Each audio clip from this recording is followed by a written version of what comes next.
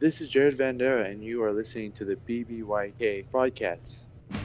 Aloha, Internet. This is Viet Duan, and welcome to another edition of Face to Facts, a series where we interview professional athletes and ask them the tough questions donks like Lou Thomas are too busy being a worse version of Gracie Breakdown to ask.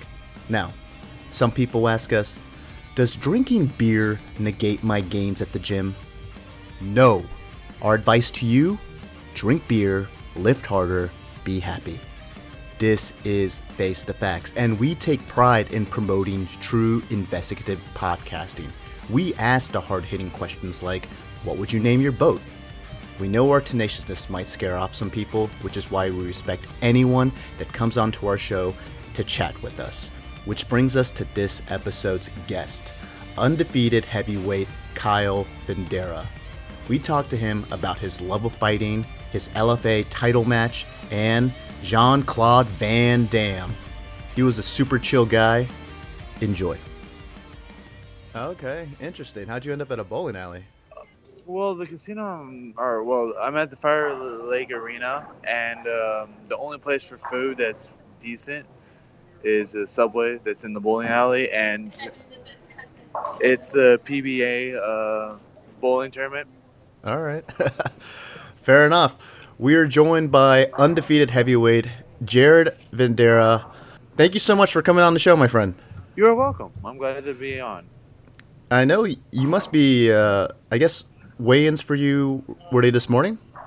Our official weigh-ins were this morning.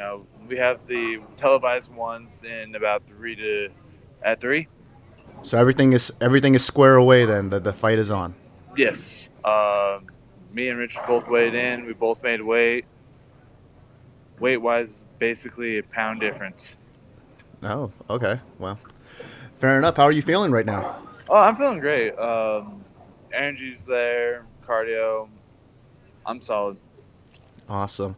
Well, you are one of the hottest heavyweight prospects out there, a new breed of fighter that's getting into the game a little bit younger.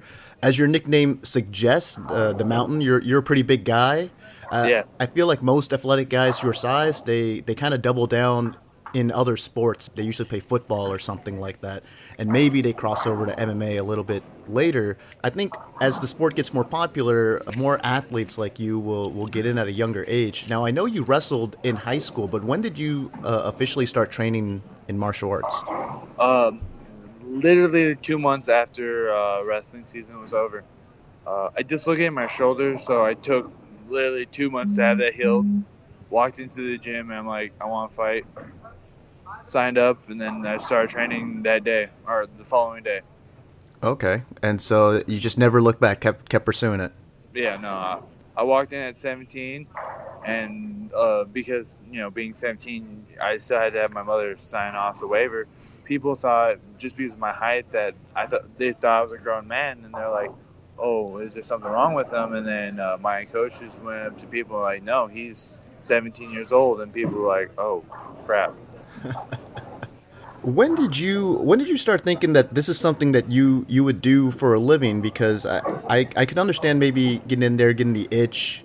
Some people might go, "Oh, this is a fun hobby." But when did you make the switch and go, actually, I think I could be a fighter. I could be a professional fighter. It wasn't shortly after that, because I wanted to pursue college for wrestling, but being in California, there really isn't those big wrestling schools. I went to CBU for a couple weeks and stuff like that, but the tuition was just so hefty that it was better for me to drop out. They had a great wrestling team, but I mean, wanted to pursue some of the Midwest schools like Iowa State, Iowa U, but at that point, it was just I felt like I just needed to pick something, and I was already fighting. I was enjoying it, and I was like, you know what? Let's just go all in this. Let's put everything you got into this and see where it takes you. And I did that at a young age, because everyone tells me, it's like, oh, you need a plan B, you need a plan B. And I'm like, let me just focus on plan A and see where it gets me. And it's maybe the best decision I've ever made. Where were you training at early on? When I first started training, I went to what's called Primetime MMA. It was basically a offset of Team Quest at the time. They didn't necessarily have the name Team Quest. It was just a bunch of guys that trained at Team Quest in Temecula that wanted to open their own gym. They opened it and they called it Primetime. So it was more or less like Team Quest light in a sense, but besides that, I mean, we had all the trainers and coaches from Team Quest, so it's just a different name. Now, Jared, one of the things that I really appreciate about you, and I know the fans appreciate about you, is you're a very hungry fighter. You're always looking to improve your game. Let's take your last fight, for example, against Sean Johnson. Ended early submission victory for you, but then afterwards you said if you look at the tape, you looked good, but you felt you could have done better. Now, there are things that as fight fans we're gonna miss. You have a different perspective in the cage than we do, but it looked like a dominant victory on your part. What did you see in that fight that you felt like you could have improved on? It's just I mean, like, I just felt that I wasn't out the gate fast enough, but I did everything that I should have done properly, but I just didn't feel like it's what I wanted to do in that fight. Um, but at the same time, like, when I look at it again at a different perspective, it's like I landed my kicks, I landed my punches, and I was able to block most of his hits. And I mean, I did everything precisely the way it should have been, and he allowed me to continue with I basically only threw one combo through that whole fight before he gave up and bull rushed me so I could take the guillotine. With that being said, it's just I wanted to display more, but I've started to get comfortable with it's okay. You don't have to display your full, you don't have to show everything to dominate.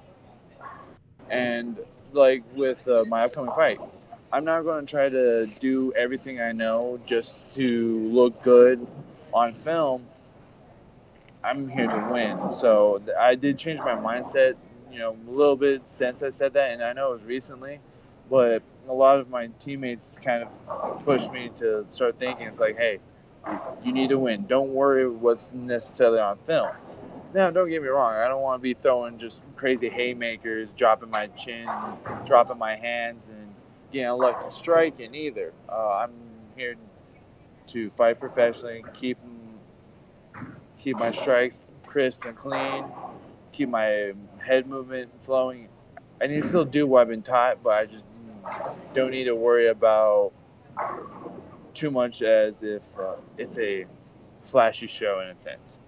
It's probably, from a competitive standpoint, not showing your entire hand. It's probably good for you because Yeah. there's less on film for your opponents to study. But I understand your point also. It's very unique, the sport of MMA. It is a competition, but there's also the entertainment aspect and putting on exciting fights that does get you noticed. It may also put you at risk. And then we're also finding now in the age of social media and with guys like Conor McGregor, there's this entire other aspect of selling yourself, the Yeah. trash talking and the putting yourself out there, and there's all of that, and you would like to think like other sports it's really just about the W's and stuff like that, but martial Exactly. arts it's just so different. You have guys that may not have the best record, but they get paid better, they get the better money fights because they sell themselves better. You have guys that have amazing records, they may be labeled as quote unquote boring fighters, they don't get the money fights. Exactly. It's definitely a double-edged sword with this sport because you could be this ginormous trash talker and get paid millions, or be humble and get paid nothing. Personally, I wouldn't call myself a trash talker. I'm not gonna go out spitting, spitting words at somebody just to get a rise out of them. But at the same time, I'm not going to just take, someone's harassment. I mean, I'm willing to play the game if someone wants to play in that sense. So I'm not too worried if someone has to trash talk me. I mean, I can play the game with them, and that's another thing I keep in my back pocket because I'm pretty good at shit talking. I mean, I could do it all. So I mean, it's just I have an opponent right now. He's a very humble, sweet guy. Um, he doesn't want to go that route with me, which is cool. So that being said, I have to make this a fun fight for myself and him. My goal is to get the W. But we're heavyweights. That's always exciting to see just big people throw some hard ass punches. Just a. It's going to be a fight, so I'm not too worried about us lacking in the entertainment when it comes to the show itself. Oh, for sure, and you're totally right with the build up with Richard Owens, your opponent here. It seems to be very cordial. Not a lot of bad blood between you guys, but like you said, with heavyweight fights, it's a blink and you'll miss it sometimes. So Exactly. I mean, actually, Richard's really nice. So if I was at the hotel lobby, I was picking up my shorts and stuff, and Richard comes up, greets me, and he's like, "Hey, Jared, nice to meet you." And I'm like, "Hey, what's up? How are you?" Very, very polite, very respectful dude. So I mean, I don't even see there's no bad blood at all. He's a very, very respectful guy. that's kind of cool. You kind of appreciate that kind of sportsmanship. Yeah. It's a little bit different than the you see when like the Diaz brothers and they they show up and immediately they go after their opponents and with their entire group and stuff like that. So Yeah, it's kind of nice to see those exchanges too. yeah.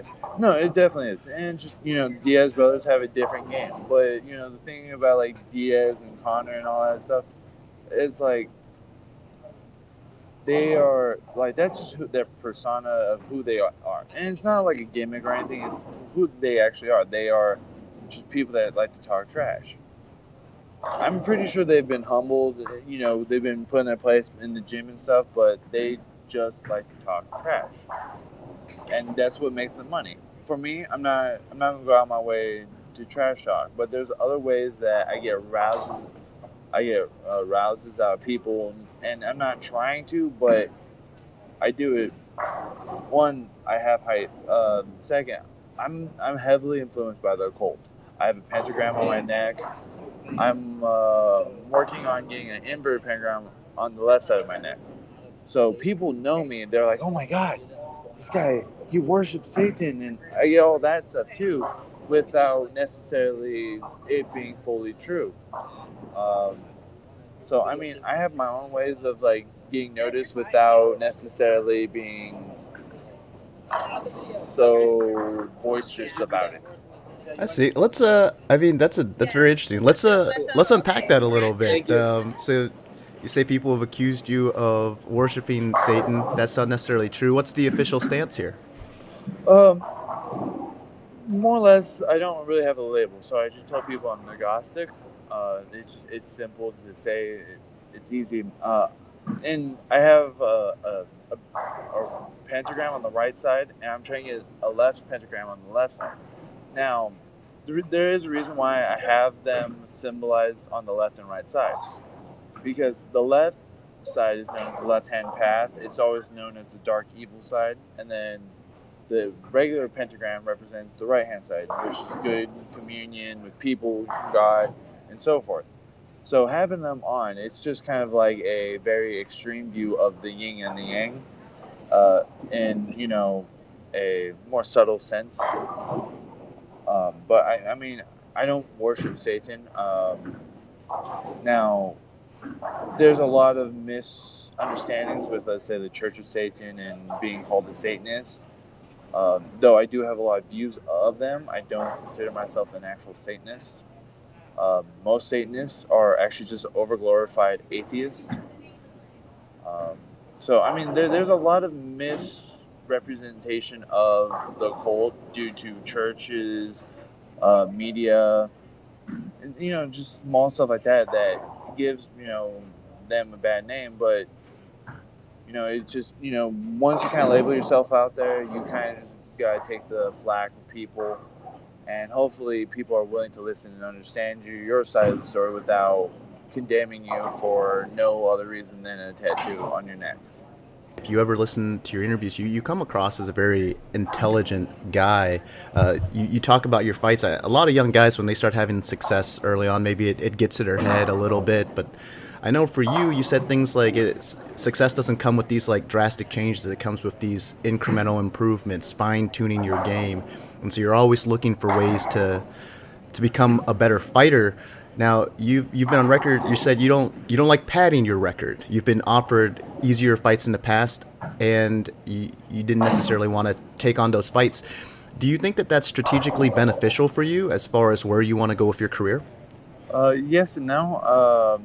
Because if I padded my record, I could have maybe got noticed by the UFC a lot quicker with a bunch of like, if I'm like 10-0 with a bunch of easy, quick fights.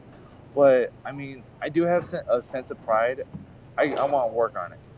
Richard Odoms, he's a good gatekeeper of where he's at. He's right there with me. Winner most likely gets called in UFC, Bellator. He's a person I want to fight. I know that I'm a person he wants to fight. I'm no slouch. He's going to realize that he's not going to have an easy victory if he gets it. I'm a firm believer that he's going to have a steep price to pay if he gets the victory. But I don't like having just an easy fight because it gives me a false sense of security, whereas I need to know that I'm able to hang with the best of the best. I need to know that I'm not 10-0 because of nobodies. I need to know that I'm 10-0 because I worked my ass off for that record. So, I mean, that's just one of those things where I'm very adamant about not padding. I have had a lot of teammates like, hey, just pad your record. It'll get you noticed faster. But I'm like, it will get you the experience. I'm like, that's why I had such a huge amateur career. I had over 20 amateur fights, a few Muay Thai fights. I had that to pad to get me prepped. If I wanted to do that, I could have turned pro when I was 19, not 23 or 20 something. It's a pretty honorable stance to take as a fighter. I know a lot of your improvement, that's you gotta attribute that to yourself. That's the hard work that you're putting into the gym. But to help you with that are the guys that you train with at Team Quest. Why don't you tell us about some of the people that have helped train you and get to this point in your career? My biggest person maybe would be Corey. Supporting me, helping me out. If I'm struggling with, let's say, gas or something, he's always willing to help out with me. He's my head coach. You'll most likely see him tonight. Little twig walking behind me. All right, you'll see him tomorrow night. That's Corey. He's my head coach. But at Dan's, I have the whole team there. Like each person's contributed something. Sam, he's always that positive, uplifting guy. Sam Alvey, he's that kind of person. Then I got Sean Strickland. He's the hard ass of the team. Like a lot of people kind of butt heads with him because he wants to push people. He likes pushing people because he likes being pushed himself. So I mean, that's one thing I love about Sean. I know that I'm not going to get a slouch when I train with him.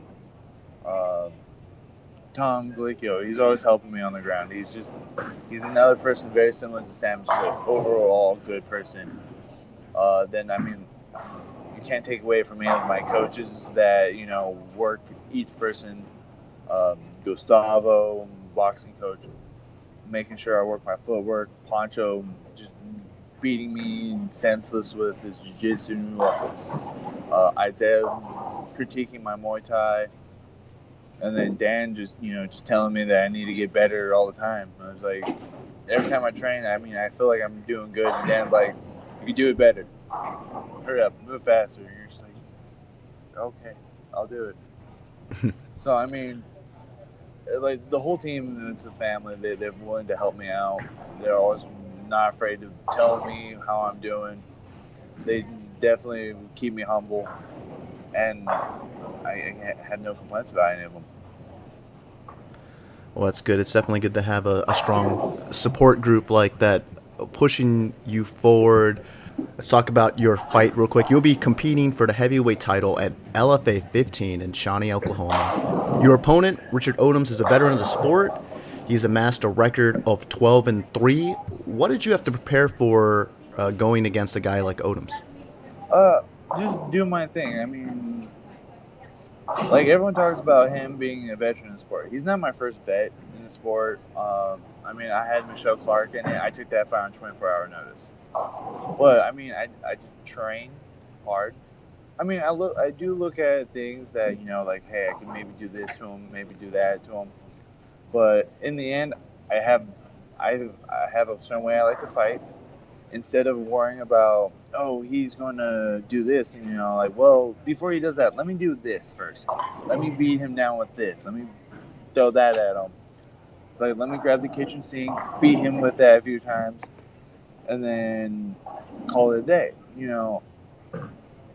What is it? Like, I train every day. I wake up every morning, train. I was like, this is my full-time job, whereas I know Richard doesn't have that luxury. So this is my full-time job. I'm always there getting critiqued, and I don't want to change anything. Like, in a way, I'm kind of set in my ways of how I want to fight, but I'm always willing to adapt and critique it just enough to exploit my opponent's weaknesses and to get called out on mine before the fight. You're very positive when you spoke about Richard earlier. But I mean, to be honest with you, this does look like a vehicle for you. I know that it's a great opportunity for Richard as well, but he is on the downside of his career. You're young. I think you're one of those guys. You win here. I think the UFC is your next step. Now, you've said that the UFC is where you that's kind of your long-term goal, getting to the UFC, fighting for the UFC belt. You are managed by Core, right? Knockout Representatives. Yes. They have some UFC guys under that management, guys like James Vick, Jim Miller. Do you ever reach out to these guys, kind of pick their brain about what that UFC transition would be like? Not really. Because right now, like, not to like, I'm not bad mouthing them or anything, like talking down to them. It's just like they're busy with their camps. I'm busy with mine. I mean, I would love to actually one day actually like greet them. That would be cool. But I mean, for me, I got enough people at Dan's gym. I mean, I got Sam Alvey, I got Sean Strickland, Tom Glicko. He's Ashley Yoder. I just have so many people that are like right at that verge that already are in it.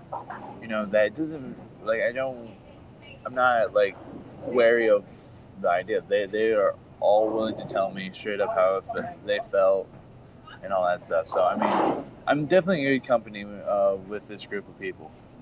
The heavyweight champion there, Stipe Miocic. Let's take you out of the equation real quick. But he's been looking really good as the champion. Who do you see in your division that can dethrone the current heavyweight king? All right. This is kind of a toss up because one of the scarier people I'm seeing that's coming up through the ranks quick is Francis. Francis has that power. I think he's a very scary striker. Now, I don't think he's aimed I've seen him do a Kimura, but I believe if you got someone like Cain Velasquez on Francis, Francis would lose. Now, if Francis fought Stipe, it's going to be a hard, tough battle because Stipe can take hits, he can take a beating, and still continue. And I don't know if Francis would be ready for that fight. Then, I mean, you can't throw out Cain Velasquez. He's a monster in his own right. Though, I mean, Verdum has lost to him, but I mean, it's just not something you want to say that he's done because he's got a fight with Overeem. Very good chance of winning, and he might have to fight the winner of Francis and Junior Dos Santos to get the next title shot. But Verdum, Overeem, the top 5 guys, it's a very strong division there. But once you start layering past that, there's a lot of people that can be beat to move up a lot quicker than any other rankings, I think. Oh, for sure. I think those higher weight classes in the UFC, you got your top guys, the elite guys, but after that, you have a lot of guys that I think are still in the rankings mainly because of their name. Like they were probably good maybe 5 6 years ago. They're maybe not at that level now, but they're just on name alone. They're still ranked pretty highly. Yeah. I So mean, and then that stuff flips a lot. yeah. I mean, like with the heavyweights, like okay, Orlovsky, like last year he had a good year. I mean, he was knocking people out. He had like 4 consecutive wins. You're like, Orlovsky's back, and then he fought, I think it was Francis, and knocked the living hell out of him. But you know, so like heavyweights, there are a bunch of older fighters too. You got a lot of them that are in their mid to late 30s versus a lot of younger cats like you would in smaller classes. If I go to the UFC, I would be on the relatively younger age of the heavyweight division. Yeah, you would be. Yeah, you definitely would be one of the younger guys. Yeah. And I think that just goes back to like big guys tend to play other sports, and Yeah. it's just now I think martial arts is starting to get popular enough that guys like you are starting to pursue it. Yeah, no, like for me, like no disrespect to football, but it bored the hell out of me.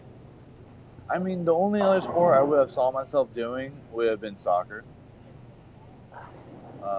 But besides that, I mean, but soccer's not really a big human sport. You don't see a lot of guys 6'4", 2 something chasing a ball. Yeah, you could have been like a goalie. Nah.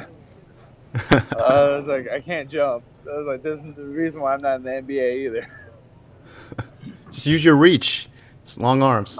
Yes, I have stupidly long arms, but I cannot jump. So if that ball goes over 6 or go over my fingers, it's a goal. All right, now it's time to face the facts. I'm gonna ask you a couple quick questions. What is your favorite candy bar?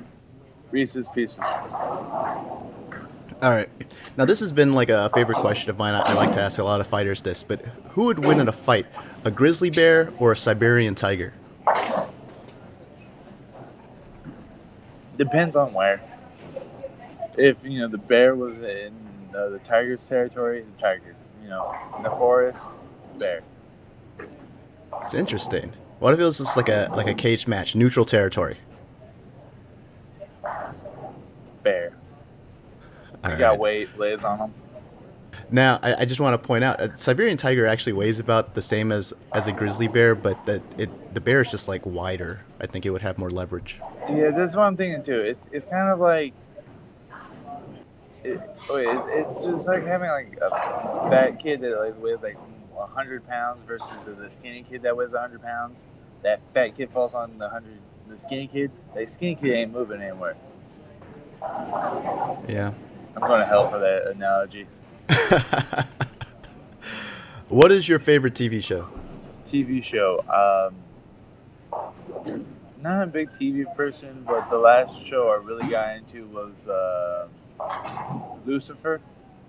Go figure, Okay. right? Lucifer was a really good show. And I mean, I'm a giant anime fan too, so I mean, like, I'm trying to take that out of the equation because we'd be here for an hour trying to figure out which one's my favorite. Can you just pick like what's one that you consider really good? Doesn't have to be your favorite. The big one right now is high school D&D. For a lot of reasons, and I feel like this is gonna sound like a total nerd moment. My girlfriend has red hair. Has a very similar body shape to the main female character of that anime. So I'm very happy with my life right now. Well, hey, fair enough. I don't know if there are too many people that will call you a nerd to your face. You're a nerd, but you also happen to be a professional fighter. Yeah, I mean, I don't care. I mean, I know I am. Yeah, I don't think like being a nerd is really. It doesn't seem like an insult anymore. Like the main blockbuster like entertainment caters to nerds now. Like the biggest movies that come out in a year are comic book movies. Yeah, So that's very true. I feel like the nerds have grown up and they've taken over and now they cater to themselves. Yeah, So, because I mean, like Bill Gates, Steve Jobs, they're employing you now. yeah, for sure. Are you a Game of Thrones fan? No, I actually could not watch the first episode. It reminded me too much of Skyrim, so I turned it off. I was just saying that because your nickname, there's a character on there called the Mountain. So. Yes, I had to look up the guy. He's a big dude himself, and then Yeah, I Thor read a little bit Bjornsson. about the book itself. I guess the guy in the book was like 7'10" or like 9. Like the guy in the book was far bigger than me and this dude put together. Yeah, it was. It's a little ridiculous. He's like 600 pounds or something Yeah, like that. something crazy like that. I'm like, that's like Mount Everest. You're not a mountain range anymore. You're Mount Everest. All right. If let's say you went out, it's karaoke night, and you had to sing a song, what song would you pick? Oh, I worked at a bar. We had karaoke night all the time. The one song I love singing because it was the song that kind of brought me and my girlfriend together was "Closer" by 9 Inch Nails. Okay. Do you consider yourself a hunter or a gatherer? I definitely would go with a gatherer. As of right now, I mean, I fight, but at home, I am the one doing everything. The cleaning, the stuff like that, taking care of the baby. Don't make that much money. And so Lauren does all the... She brings home the bacon in a sense, so I would say she's the hunter and I'm the gatherer. Favorite fighter of all time? Jean Claude Van Damme. Nice. Bloodsport. All right, fair enough. Do you believe in Bigfoot? I look in the mirror every day and I see him. Okay. What is a picture of 1,000 words worth? 2,000 words. Very good. If you could hang out with one historical figure, who would it be?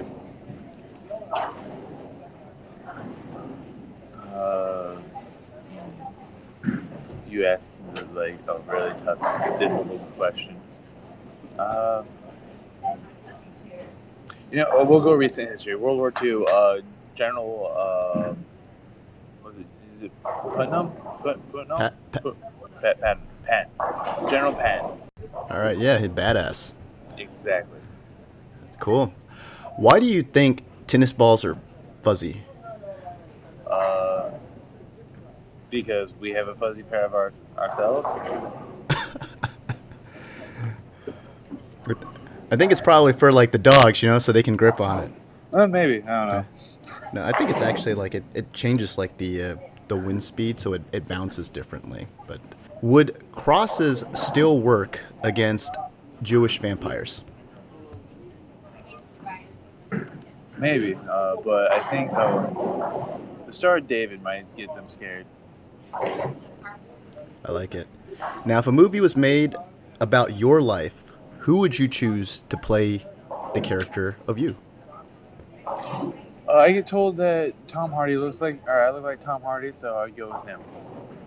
No, he's a cool guy. I love him. He's played an MMA guy before in The Warrior. Yeah. So, if you can get the absolute truth to one question, what would you ask?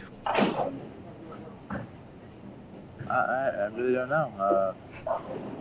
It's a tough one. So it's very philosophical. I mean, why do we spend more money on war instead of education? That's a good one. Thoughtful. All right. My last question for you. What % chance do you give Conor against Floyd? Not a chance in hell, not a chance. I was like, we have a better chance of reaching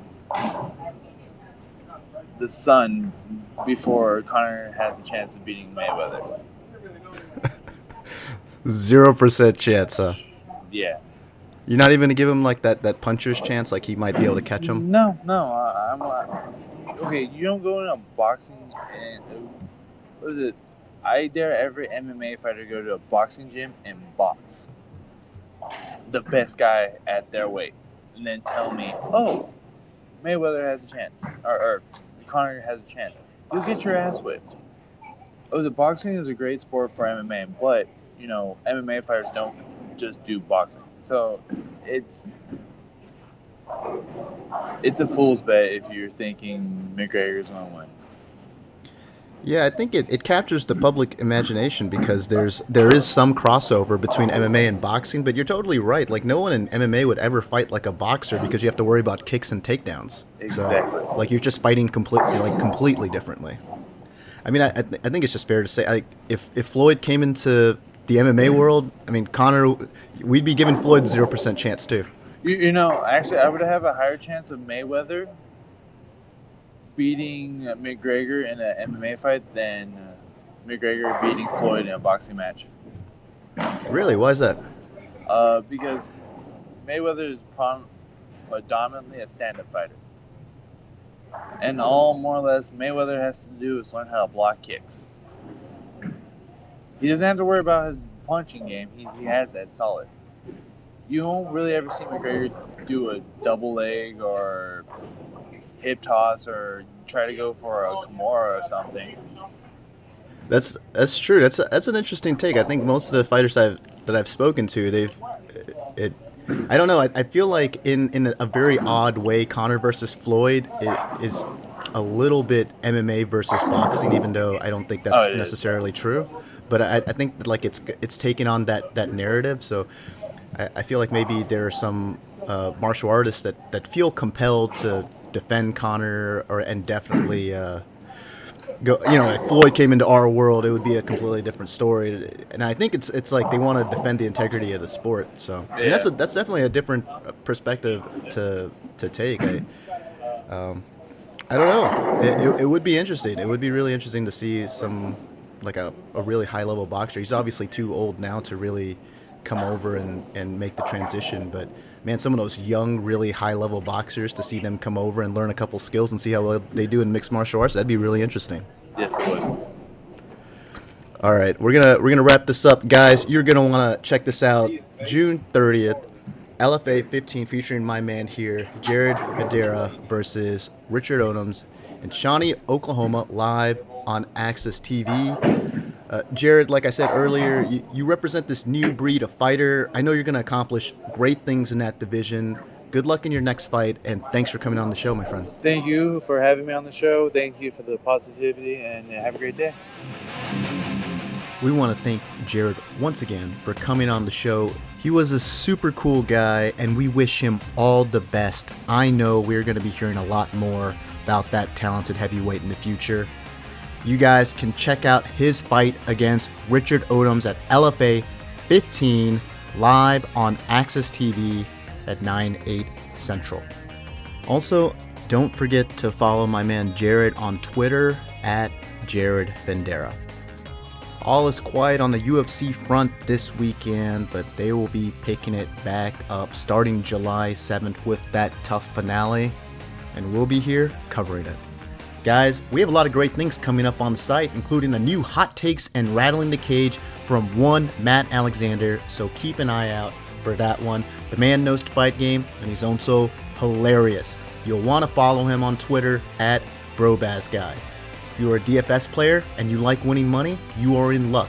David Bridges hooks you up with his DFS picks for every UFC card. You can catch it only at brosbros.com. If you haven't already, go like our Facebook page. That's facebook.com/brosbros. We always love hearing from you guys, so write to us in the comment section below or tweet us at brosbros. You can tweet me at FaceToFacts22. If you like this episode, please give us a thumbs up. And for the latest and greatest, hit that subscribe button. And until next time, we are the Bros Bros, you know.